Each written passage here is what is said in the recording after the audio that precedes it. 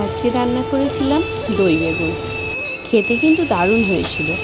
প্রথমে কড়াইতে তেল গরম করে নিয়ে তার মধ্যে পেঁয়াজ কুচি দিয়ে দিলাম। এবার ওর মধ্যে লবণ হলুদ মাখিয়ে রাখা বেগুনগুলো দিয়ে ঢাকা দিয়ে ভেজে নিলাম।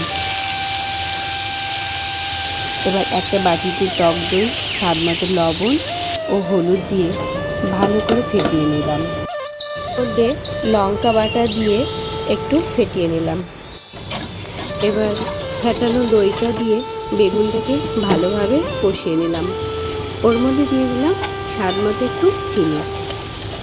ভালোভাবে কষানো হয়ে গেলে এবার সর্ষে বাটা দিয়ে নামিয়ে নিলাম। মেয়ের জ্বর হয়েছে, কিছু খেতে পারছে না, তাই মেয়েকে গরম ভাত আর দই বেগুন দিয়ে ভাত মেখে খাইয়ে দিলাম। মেয়ে খেয়ে বলল, মা দারুণ হয়েছে, টক ঝাল ঝাল, বেশ ভালোই লাগছে। আমি কিন্তু রাত্রে আবার খাবো।